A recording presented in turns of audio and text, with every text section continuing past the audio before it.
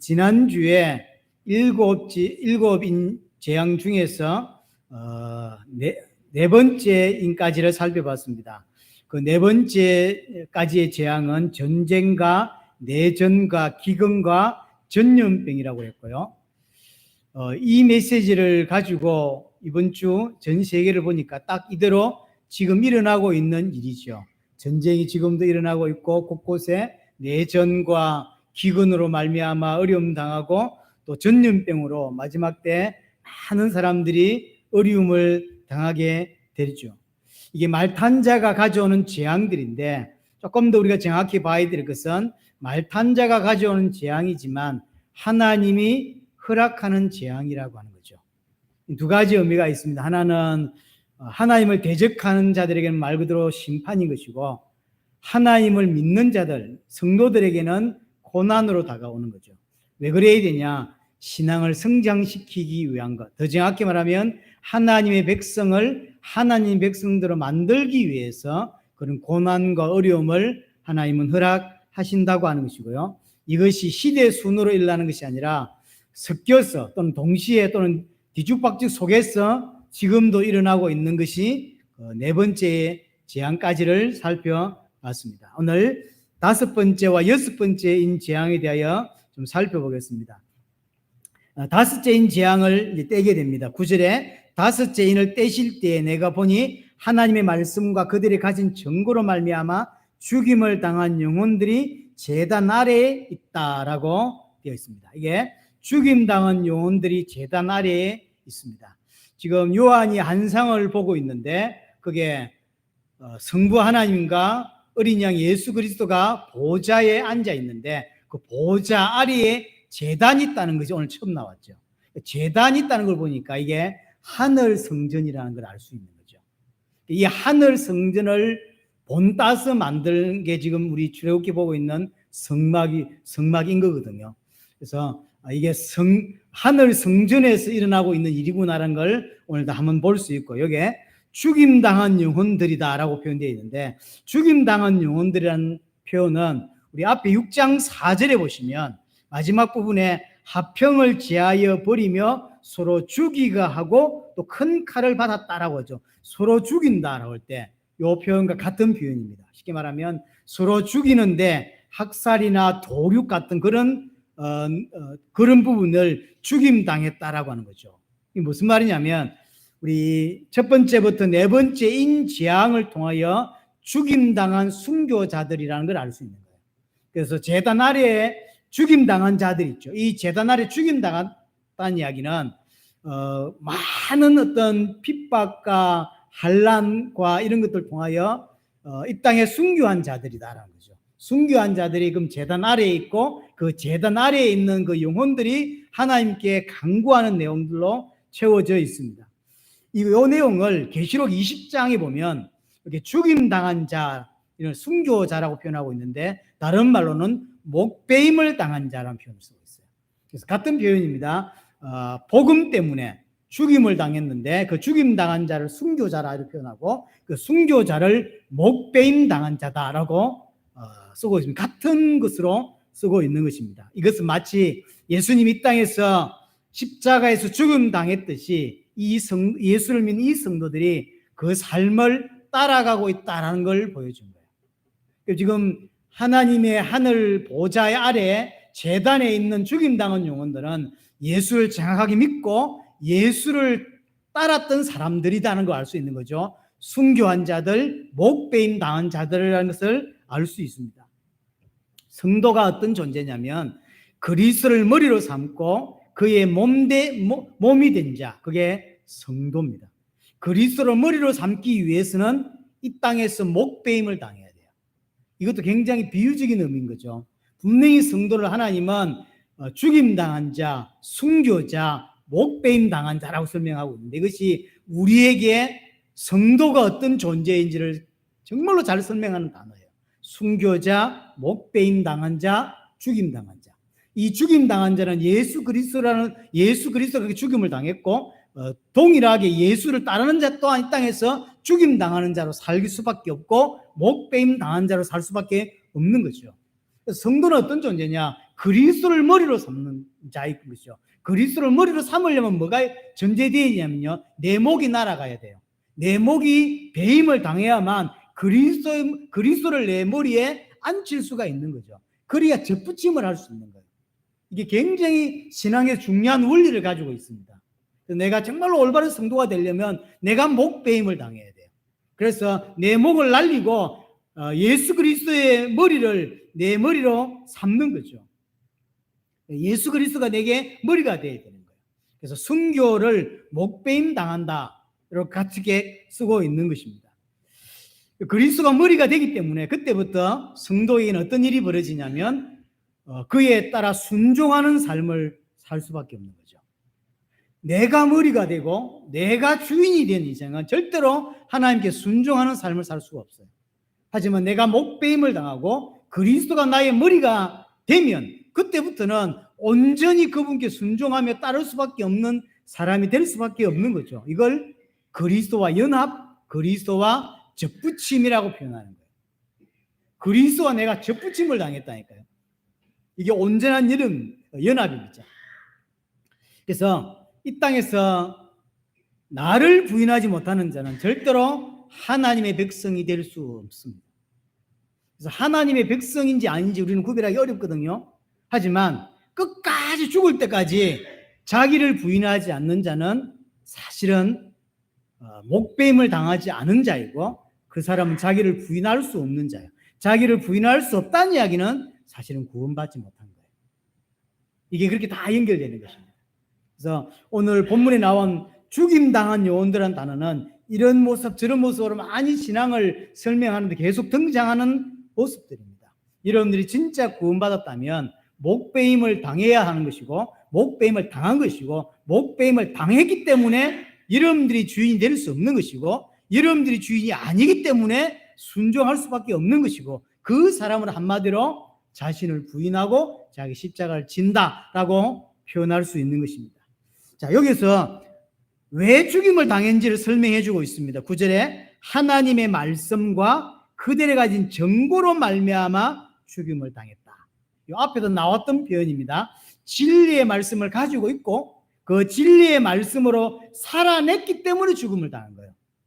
말씀이 없고 말씀대로 살지 않는 자는 이 땅에서 죽임 당하지 않습니다. 목배임 당할 이유가 전혀 없는 것이죠.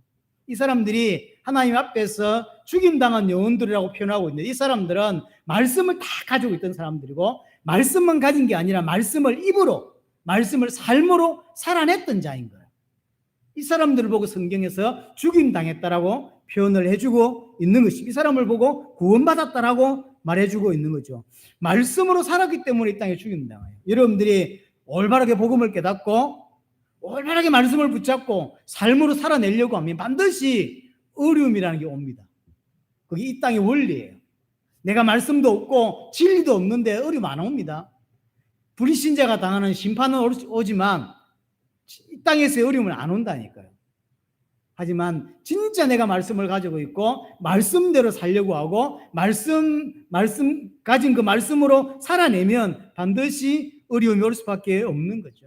이 단어를 계시록 1장 9절에 보면 요한이 똑같은 표현을 썼었어요. 하나님의 말씀과 예수를 증언하는 것 때문에 환난과 핍박을 받고 있다라고 이야기를 했거든요. 요한과 당시의 성도들이 왜 그 교회에서 핍박을 받았냐면 하나님의 말씀을 가지고 있었기 때문이고, 또 예수를 증언하는 하나님의 말씀 그대로 삶을 살아냈기 때문에 환난을 당할 수밖에 없었다라고 이야기를 하는 거죠. 자, 오늘 죽임 당했다는 이야기는 육신적으로 순교했다라고 생각하면 안 됩니다. 이는 비유적인 표현이에요. 오늘 하나님 보좌 안에 제단 아래에서 죽임 당한 자가 순교자고, 이 순교자가 계시록 20장에서는 목배임 당한 자라고 설명하고, 이 목배임 당한 자가 기독교인이다라고 말한단 말이에요. 여기서 목배임 당한 자 순교자가 육신적으로 진짜 순교 당한 자냐? 그 말이 아니에요. 비유적인 거예요. 비유적 표현입니다. 모든 그리스도인은 죽임 당해야 하고 목배임을 당해야 되는 거예요. 그게 성도입니다. 그래서 모든 그리스도인은 이 땅에서 죽임 당하고 목배임 당하기 위해서 고난과 어려움들이 옵니다. 왜냐? 나를 목베게 하려고 하나님이.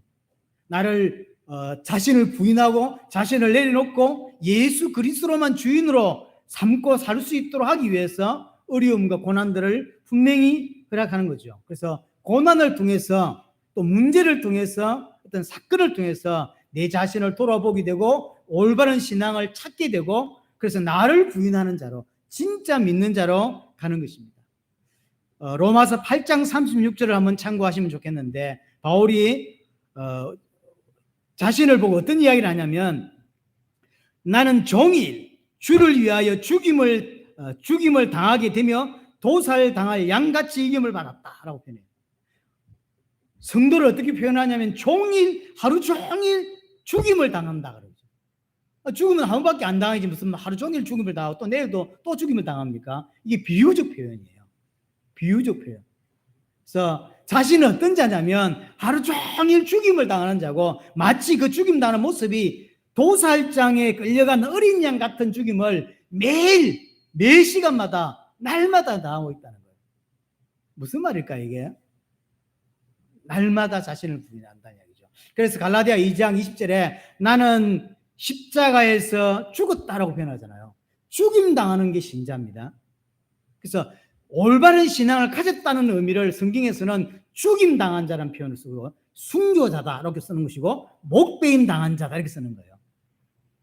그래서 진짜로 순교한 자도 있을 겁니다. 이게 초대교회니까 진짜로 순교한 자도 있지만 영적으로 비유예요. 우리가 하나님 앞에서 목배임을 당하고 그래서 내가 내 주인 자리에서 내려오고 그리스도를 내 머리에 넣어서 그리스도 올바른 연합을 통하여 온전히 그분을 따르는 자, 말씀을 붙잡고 말씀대로 살아내는 자, 그 사람이 성도라는 거예요. 교회 다니는 사람이 성도가 아닙니다. 그건 종교인이지. 그래서 여러분이 진짜 구원받은 자고 여러분 진짜 예수를 믿는 자라고 하는 것은 여러분들이 원래 주인이었던 여러분 머리를 쳐내고 잘라내고 목배임을 당해야 되고 그리스도를 머리로 삼는 거예요. 그와 내가 이제 이게 접붙임을 통해서 연합되어서 그분께 순종할 수 있는 자. 그래서 바울은 뭐라고 표현하냐면 나는 날마다 죽는다라고 하죠. 여기는 비유적 표현이라는 걸 반드시 여러분들이 기억해야 돼요. 제단 아래 죽임당한 자는 그래서 뭘 알 수 있냐면 진짜 기독교인이었구나를 알 수 있는 거예요. 아, 죽임당한 자구나. 진짜 믿는 자였구나라는 걸 알 수 있는 것이고요. 자, 이 사람들이 10절에 기도를 하나님께 기도를 합니다. 큰 소리로 불러 이르되 거룩하고 참되신 대주제여 땅에 거하는 자들을 심판하여 우리의 피를 갚아 주시지 아니하시기를 어느 때까지 하시려 하나이까. 자기들은 이 땅에서 죽임당하고 피 흘림을 당하고 목배임을 당해서 어려움을 당했죠. 그래서 하나님께 이야기하는 거예요. 저 어마어마한 대적자들을 왜 그냥 보고만 계십니까? 라는 이야기죠. 우리가 지금 목배임을 당하고 어려움을 당했는데 하나님을 대적하는 자들은 왜 가만두십니까? 라고 하는 내용이에요. 여기에 땅에 거하는 자들을 했죠. 땅에 거하는 자. 다른 말로 하나님을 대적하는 자라는 뜻입니다. 불신자, 하나님을 대적하는 자. 그 하나님을 대적하는 자들을 왜 그냥 보고만 계십니까? 그들을 심판하여 우리의 피를 갚아주십시오 라고 하는 거거든요. 이는 개인의 복수를 이야기하는 게 아닙니다. 내가 지금 주님 믿고 살다가 목배임을 당하고 환난받고 순교해서 지금 왔는데 나를 목배고 죽였던 어려움 주었던 저놈들을 왜 그냥 보고만 계십니까? 라고 하는 게 단순히 개인적인 복수를 좀 해달라라는 이야기를 하고 있는 게 아니에요. 하나님 반드시 악인들을 심판하고 의인들을 하나님의 나라로 인도하신다고 했는데 그 하나님의 공의가 언제쯤 이루어집니까? 라고 하는 거예요. 하나님의 공의가 온전히 이루어지게 해달라고 하는 것입니다. 하나님의 공의가 온전히 이루어지는 건 결국 두 가지입니다. 하나는 구원의 완성, 새하늘과 새 땅이 도래하는 것이고 반대로 또 하나는 악인들이 심판받는 거예요. 자기들은 이 땅에서 주를 믿고 핍박 가운데 믿다가 순교를 당했어요. 그리고 하늘나라 왔는데 아직도 자기를 죽였던 그 하나님을 대적하는 자, 땅에 거하는 자들은 잘 살고 있는 거예요. 그러니까 이제 기도하는 거죠. 하나님 지금 언제까지 보고만 계실 겁니까? 왜냐하면 하나님 말씀하시지 않았습니까? 반드시 하나님 공의는 이루어지고 하나님의 심판이 이 땅에 있다고 했는데 왜 그냥 침묵하십니까? 라고 하는 거예요. 그게 원수를 갚아달라는 이야기 아니라 하나님의 공의가 온전히 빨리 이루어지기를 원합니다라고 하는 이야기인 거예요. 하나님은 그렇게 말씀하셨지만, 반드시 하나님 공의를 이루어진다 말씀하셨지만 현실은 마치 하나님이 침묵하는 것처럼 보이잖아요. 기독교인들이 승리하고 하나님을 대적하는 자들이 심판받고 이렇게 보여야 되는데 그렇게 사실은 안 보이는 거죠. 그래서 10절에 그 마지막에 보면 어느 때까지 하시려 하나이까라는 표현은 신구약에서 계속 등장하는 간절한 기도 때 나오는 표현입니다. 간절한 표현. 어느 때까지, 이게 언제까지 복음만 계실 겁니까? 라는 표현이에요.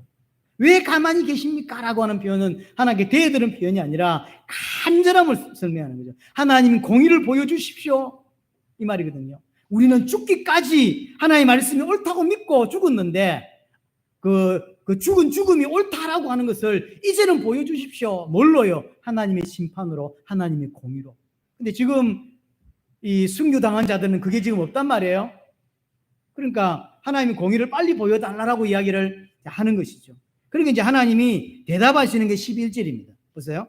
각각 그들에게 흰 두루마기를 주시며 이르시되 아직 잠시 동안 시대 그들의 동무 종들과 형제들도 자기처럼 죽임을 당하여 그 수가 차기까지 하라 하시더라. 언제까지 하나님 가만 보고 계실 겁니까? 라고 하니까 하나님이 하신 대답이 11절이란 말이죠. 무슨 말이죠? 이게 때가 아직 아니라는 거예요. 때가 아직 안 됐다. 뭐라고 이야기하냐면 그들의 동무 종들과 형제들도 자기처럼 죽임을 당하여 그 수가 차기까지 하라 하시더라. 쉽게 말하면 모든 하나님의 백성들이 다 죽임 당할 때까지 기다리라는 거예요. 하나님의 백성은 다 죽임 당하는 자예요. 다 목발림을 당하는 자라니까요. 그리스도를 머리로 삼는 자가 기독교인이요. 진짜 기독교인은. 하지만 법적으로는 기독교이지만 여전히 본인이 주인이고 본인 마음대로 사는 자가 있잖아요. 그들이 진짜로 기독교인, 진짜 기독교인, 하나님 백성답게 될 때까지 하나님 기다리신다는 거예요. 세계복음화, 주의 재림, 모든 이유와 연결되어 있어요. 그렇죠? 우리가 볼 때는 그냥 어느 시점이 되면 하나님 때가 되면 오신지라고 하지만 하나님 뭐라고 대답하고 있냐면 정말로 구원받은 모든 하나님의 백성은 다 목배임을 당하고 다 순교자가 되어야 된단 말이에요. 이 말은 육신적으로 순교자가 된다는 이야기를 하고 있는 게 아닙니다. 진짜로 자기 목을 베고 예수 그리스도를 머리로 삼는 온전히 그리스도와 연합되는 자, 그래서 온전히 하나님께 순종할 수밖에 없는 자, 자신을 부인하고 자기 십자가를 질 줄 아는 자, 이 사람이 기독교인이라고 했죠. 이렇게 될 때까지 기다리라는 거예요. 누가 거기에 나와 있죠? 동무종들, 형제들, 그들도 자기처럼, 니처럼 죽임 당하여 그 수가 차기까지, 모든 기독교인 다 목 날아갈 때까지, 죽임 당할 때까지 기다리라. 그때 아니면 안 된다. 그때까지 그게 돼야 세계복음화 완성되는 거고, 그렇게 돼야 주님이 오신다라는 거예요. 그래서 하나님은 모든 성도들이 목배임 당하기를 지금도 기다리고 계신 거예요. 단순히 뜰레뜰레 교회 오는 게 중요한 게 아니라는 거예요. 교회 와서 진짜로 예수를 믿어야 된단 말이에요. 목배임을 당하고 죽임을 당하고 자기를 부인하고 자기 십자가를 질 줄 아는 자가 되어져야 되는 거죠. 바울은 일찍 이걸 알았던 거죠. 그래서 난 날마다 죽는다라고 이야기했고 나는 그리스도 안에서 그리스도와 함께 십자가에 못 박혀 죽었다라고 이야기하죠. 굉장히 잘 본 거예요. 신앙이 뭔지를 알아본 거예요.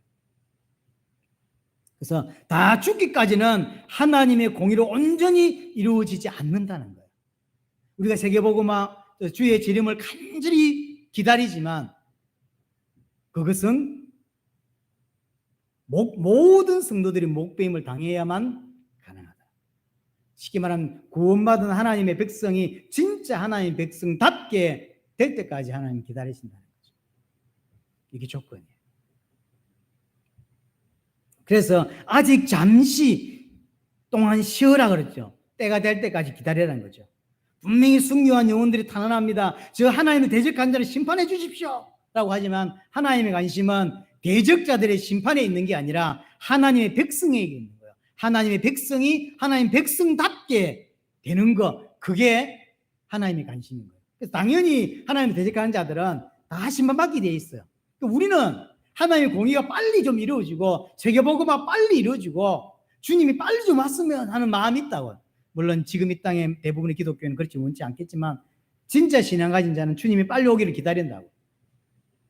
하지만 그런다고 되는 게 아니라는 거죠. 언제가 되어야 되냐면 모든 하나님의 백성들이 하나님의 백성답게 만들어져야만 주님 오신다는 거죠. 그래서 그게 주님의 관심이에요. 우리의 관심은 저 나쁜 놈들이 심판받는 것에 많이 집중되어 있지만 하나님의 관심은 하나님 백성에게 있어요. 하나님 백성이 올바른 신앙을 가지고 올바르게 자기의 목뱀을 당하고 죽임을 당하고 그래서 그리스도를 머리로 삼는 그 인생이 될 때까지 주님은 기다리시고 또 기다리시고 인내하시고 또 인내하는 거예요. 사실은 그렇게 만들기 위해서 전쟁과 내전과 기근과 전염병 같은 문제를 하나님이 허락하시는 거예요. 그래서 대적자들에게는 심판이지만 우리에게는 기독교인에게는 그 내전이든 문제든 사건이 전부 다 나를 성장시키고 나를 변화시키고 나를 하나님의 백성대로 만드는 하나님의 하나님의 계획된 하나님이 준비한 사건이라는 사실. 여러분 기억해야 합니다. 저 순교자들이 탄원했던 그 내용, 악한 자를 빨리 심판해 주십시오. 그냥 복음만 계시지 마십시오라고 했던 그 탄원, 그 기도가 우리는 그것을 자꾸 밖에서만 찾죠. 하나님을 대적하는 자, 밖에서 찾는데 사실은 그게 그 악한 자가 내 안에 있습니다. 밖에도 있지만 우리가 싸워야 될 대상 사단과 죄가 밖에도 있어요. 하지만 우리 안에 있다는 사실. 그렇죠? 우리 안에 있어요. 단언되어야 되고 성취되어야 될 중요한 부분이 우리 안에 있어요. 하나님을 대적하는 사탄이 내 안에 있고 하나님 원수의 생각, 육신의 생각이 내 안에 있어요. 바울은 분명히 로마서 8장 7절 이야기하죠. 하나님과 원수된 것이 육신의 생각이라고 그러죠. 육신의 생각이 하나님의 원수래요. 그 생각이 우리 안에도 여전히 있단 말이에요. 그 원수와 지금 내가 싸워야 되는데 우리는 자꾸 밖에 있는 사단과만 싸우려고 하죠. 그래서 막 결박한다 그러고 좋아. 하지만 진짜 싸워야 돼서 이제 밖이 아니라 그 밖에 있는 사단이 우리 안에 있는 육신과 마음을 이용해서 우리를 넘어뜨리려고 하는 것이지 사단이 보이는 존재로 등장해가지고 그렇게 일하지 않거든요. 반드시 밖에 있는 저 사단은 누군가를 이용하고 특별히 내 안에 있는 생각을 이용하고 내 안에 있는 체질을 이용하고 내 안에 있는 육신적 생각을 자꾸 불어넣어서 복음을 받았지만 육신을 위해 살려고 자꾸 이렇게 부추긴다고. 뭐와 싸워야 될까요? 밖에 있는 사단과 싸워야 될 게 아니라 내 안에 있는 육신의 생각과 싸워야 된다니까요. 진짜 전쟁터는 이제 밖이 아닙니다. 내 안이라니까요. 그렇죠? 내 안이에요. 그래서 로마서를 보면 바울이 얼마나 주님과 동행하고 싶고 얼마나 제대로 믿고 싶었는지를 참 볼 수 있죠. 그렇게 오랫동안 예수를 믿고 선교하고 많은 헌신과 퇴장을 몇 대 맞고 죽을 뻔하고 강도를 만나고 이런 많은 어려움을 당했던 그 바울이 어느 날 자신을 돌아보니까 여전히 자신 안에 육신의 생각들이 있고 여전히 자신을 하나님과 반대되는 생각들이 있더라는 거죠. 오라 나는 공고한 사람이로다. 누가 이 사망에서 나를 건져내겠냐라고 이야기를 하잖아요. 그게 바울의 중심인 거죠. 우리 안에 여전히 싸워야 될 대상이 우리 안에 있다는 사실을 우리는 알아야 됩니다. 내 안에 있는 대적은 나를 부인하지 못하게 만들고 십자가 지지 못하게 만들어요. 오직 육신을 위해 살도록 자꾸 만들어 간단 말이에요. 내 안에 있는 생각과 사실은 싸워야 되는 것입니다. 자, 9절부터 11절까지가 다섯째 인인데 다섯째 인은 앞에 있는 인과 좀 다르게 실제 재앙의 내용이 나와 있지 않죠. 하나님 앞에 순교했던 자들이 하나님께 질문하고 그 질문에 대한 답만 나와 있어요. 실제 재앙의 내용은 나와 있지 않습니다. 자, 12절부터 마지막까지가 여섯째 인 재앙이 관한 것입니다. 자, 12절부터 보시면 내가 보니 여섯째 인을 떼실 때에 큰 지진이 나면 재앙인 거죠. 큰 지진이 나면 해가 검은 털로 짠 상복같이 검어지고 달은 온통 피같이 되고 하늘의 별들은 무화과 나무가 대풍에 흔들려 설익은 열매가 떨어지는 것 같이 땅에 떨어지고 하늘은 두루마리가 말리는 것 같이 떠나가고 각 산과 섬이 제자리에서 옮겨지며 이 엄청난 우주적인 대재앙이 일어난다는 거죠. 이게 6번째 재앙입니다. 우리가 생각하지 못하는 엄청난 우주적인 전체의 큰 일들이 일어나는 거죠. 재앙 7가지를 설명했습니다. 큰 지진, 그 다음에 해가 검어지고 달은 핏빛이 되고 별들은 떨어지고 하늘은 두루마기가 말리듯이 막 이렇게 뭐랄까요, 높고 뒤엉키겠죠. 또 산과 섬이 제자를 옮겼대요. 그러니까 막 엄청난 지진과 이런 것들로 이 땅이 옮겨져 버린 거죠. 이런 여러 가지 큰 재앙. 그 재앙의 결과로 말미암아 7종류의 사람들이 굴과 바위에 숨는 내용이 15절이죠. 이것도 7종류. 그럼 7종류의 사람만 있을까요? 아니요. 무조건 7으로 맞추는 거예요. 계속. 그래서 임금, 왕족, 장군, 부자, 강한 자, 종, 자유인. 이 사람들이 너무 무서우니까 이제 굴이나 산이나 이런 바위 틈에 이제 그 하나님의 재앙을 피하기 위해서 숨는 장면들이 나와 있습니다.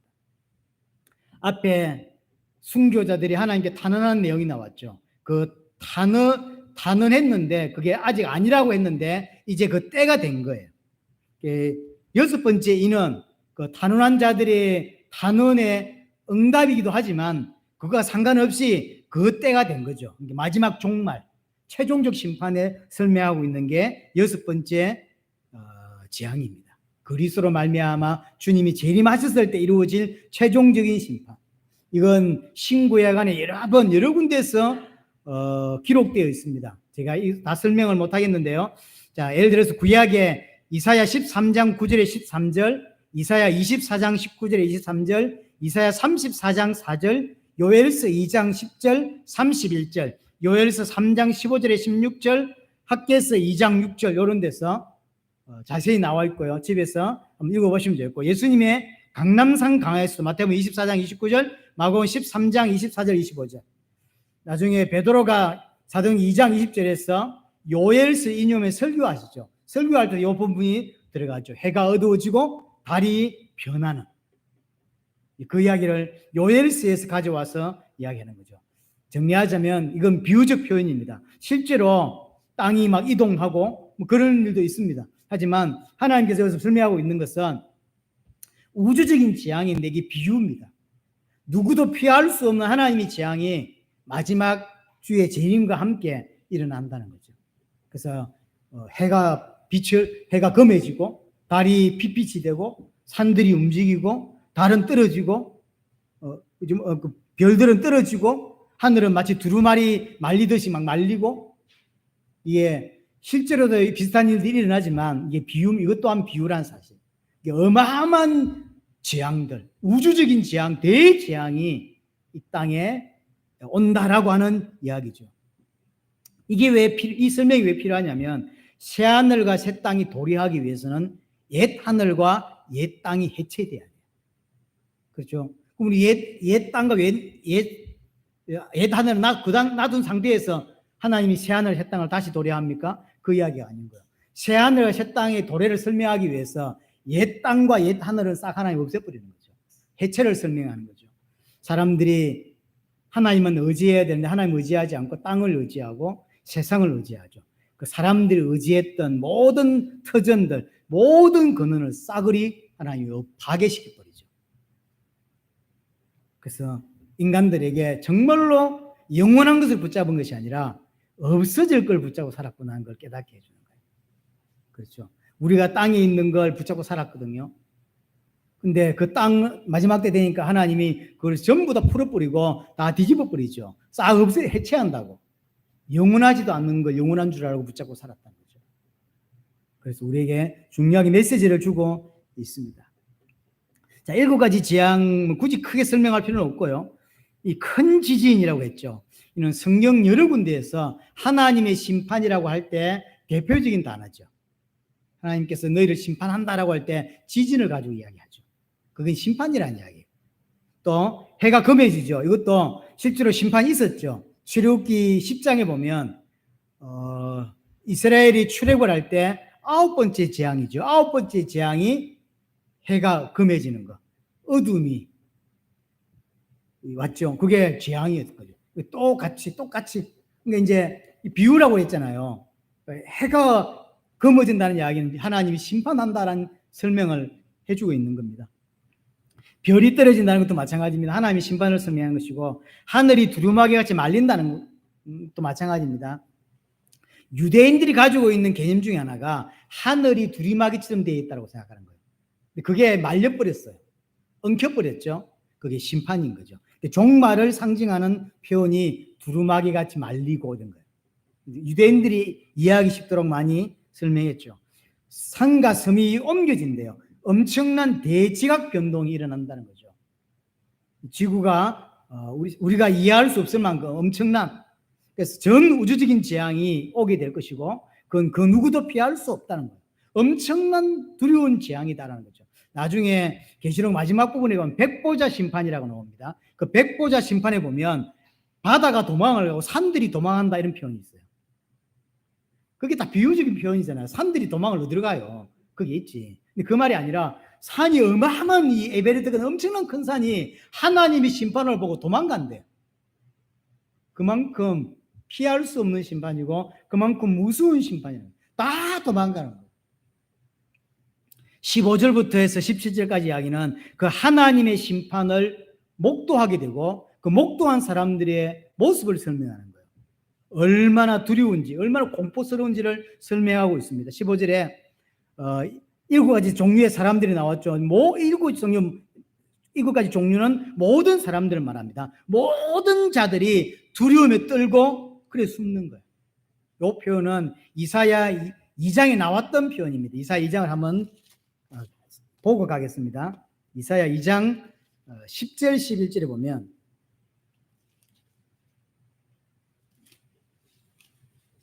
이사야 2장 10절 11절 주께서 10절 11절 너희는 바위 틈에 들어가며 진토에 숨어 여호와의 위엄과 그 강대하심의 영광을 피하라. 그날에 눈이 높은 자가 낮아지며 교만한 자가 굴복되고 여호와께서 홀로 높임을 받으신다.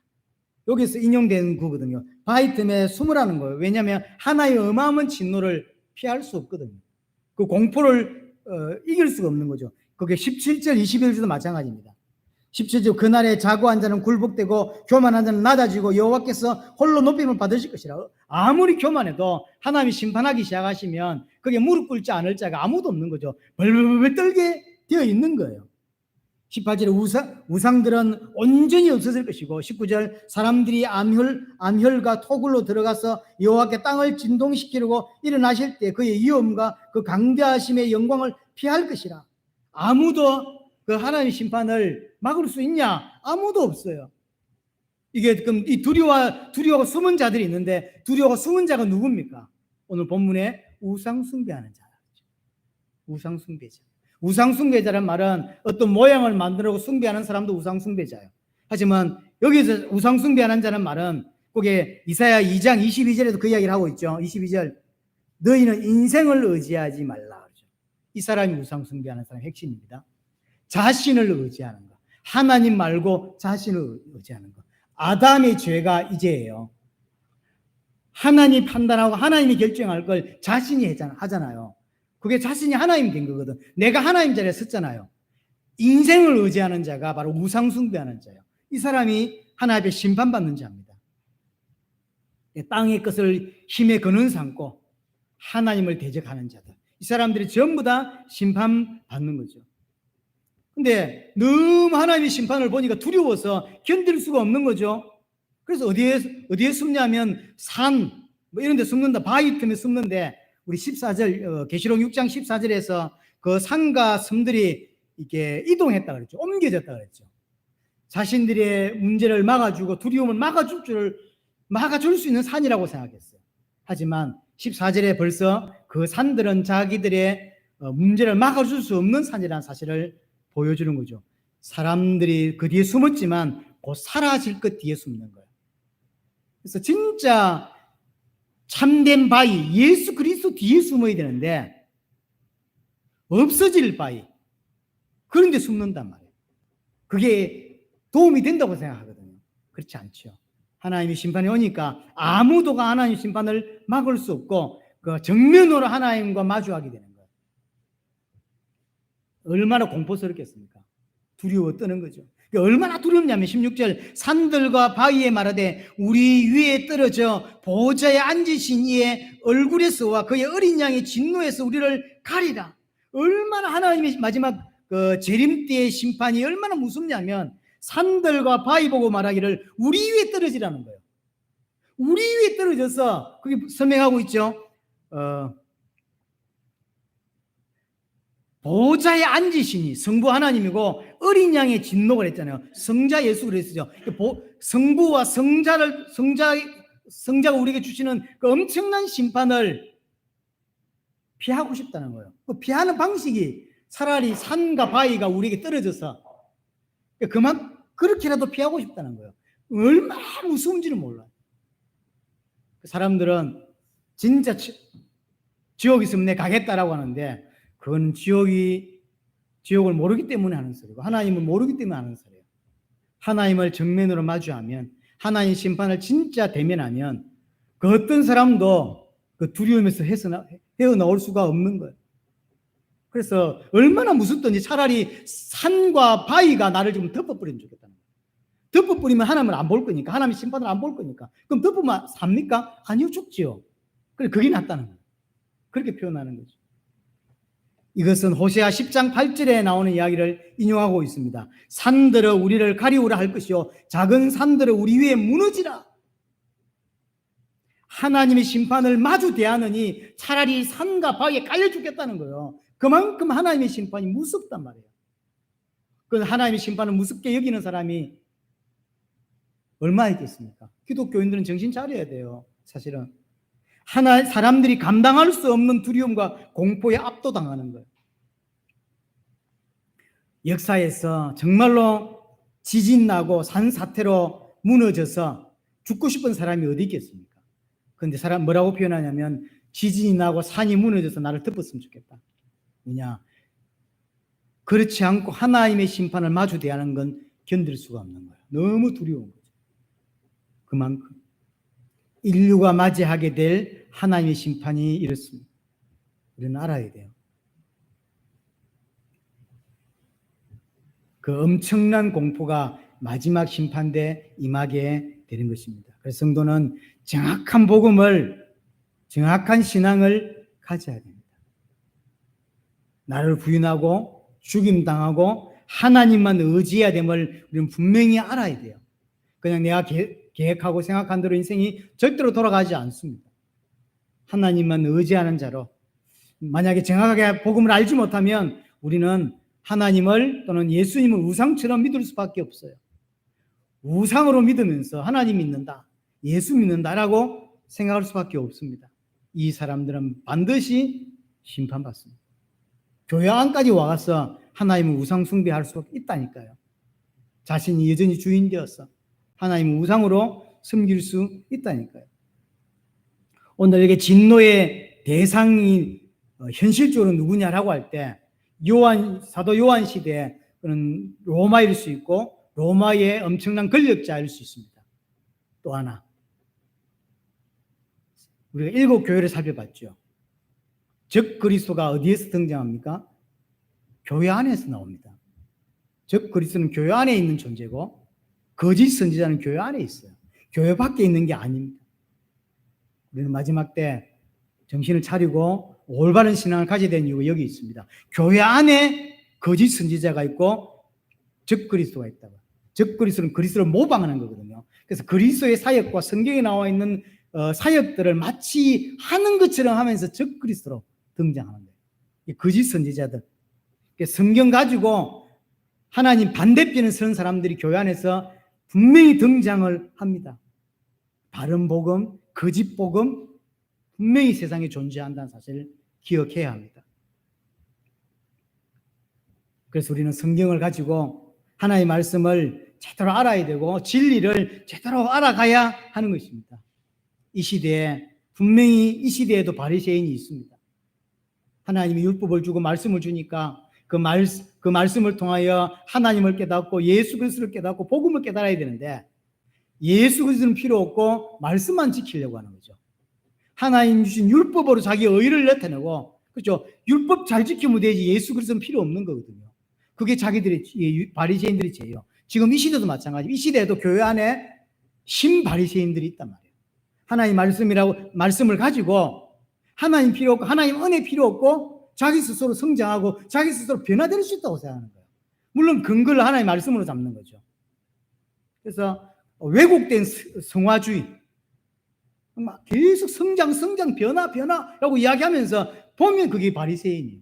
그래서 하나님 말씀을 철저하게 지키고 이런 것처럼 절대 그렇게 되지 않습니다. 저 또한 성장을 이야기하는 사람이지만 그건 잘못돼요. 성경 가지고 잘못된 왜곡으로 가는 거예요. 또 육신을 채우는 번영신학들, 교회 부흥도 또는 축복도 응답도 치유도 세계복음화도 결국 따지고 보면 자기 육신적 축복을 위해서 이야기하는 사람들이 대부분입니다. 왜 세계복음화를 이야기할까요? 그게 하나님이 기뻐하신 거라고 생각하니까. 그럼 기뻐하는 하나님 축복 주겠죠. 그래서 세계복음화 하려는 것이지 진짜 언약이기 때문에 하려고 하는 게 아니에요. 자신의 육신적 복을 위해서죠. 성경 가지고 좁은 길로 가지 않고 넓은 길로 가는 사람이 반드시 생깁니다. 성경 가지고 다른 사람을 파멸의 길로 인도하는 사람들이 교회 안에 분명히 있습니다. 앞으로도 있고 지금까지도 있었습니다. 예수님이 뭐라면 배나 지옥 자식 만든다고 하거든요. 그래서 우리는 성경 가지고 똑바르게 써야 돼요. 쓰지 못하면 뭐가 틀린 건지 뭐가 옳은 건지 구별 못한다니까요. 정확한 복음으로만, 정확한 하나님의 말씀으로만 틀리고 맞는 것을 분별할 수 있는 것입니다. 자, 17절 마지막에 그들의 진노의 큰 날이 이르렀으니 누가 능히 서리요? 이렇게 마무리를 짓고 있어요. 하나님의 그 진노의 큰 날이 반드시 오는데 누가 그 앞에 설 수 있겠냐 하는 거예요. 하나님의 어마어마한 심판이 주의 재림때에 오면 두려워서 산에 피하고 돌 뒤에 숨는데 숨을 수 있습니까? 아무도 못 피해요. 그래서 7장 이야기가 어떤 이야기를 놓냐면 그 어마어마한 하나님의 심판 속에서도 올바르게 서는 자들이 있고 축복받는 자들이 있는 거죠. 그게 누굽니까? 인침을 받은 자 14만 4천. 거기서 나오는 거예요. 다음 주 요한계시록 7장은 14만 4천에 관한 이야기일 수밖에 없는 거죠. 아무리 심판 오고 아무리 재앙 떨어져도요, 하나님의 사람은 목배임을 당한 자는 승리하고 이기게 되는 거예요. 그게 누구냐? 14만 4천. 그 7장에 나오는 이야기입니다. 정리하면 하나님의 진노를 아무나 피할 수 없다는 거죠. 이 땅을 의지하며 살았던 모든 사람들을 멸망을 받습니다. 그들의 인생을 붙잡고 그들이 일평생 붙잡고 살았던 것들이 다 사라지게 돼 있어요. 오직 남는 거 어린 양의 피밖에 없어요. 오직 남는 거 예수 그리스도의 십자가밖에 없어요. 우리가 숨어야 된다면 예수 그리스도의 뒤로 숨어야 돼요. 예수 그리스도 십자가 뒤에 숨어야 되는 거죠. 그게 인생입니다. 이 땅의 성도에게는 고통은 결국 하나입니다. 하나님 백성을 하나님 백성답게 만들기 위해서 허락하셨다는 사실입니다. 여러분에게 여러 가지 문제와 갈등이 있을 수 있습니다. 하나님이 알고 계십니다. 왜 그러냐면 하나님 백성으로 만들기 위한 거죠. 오늘 본문에 제단 아래 순교한 자들, 죽임당한 자들이 다 그렇게 살았던 자들입니다.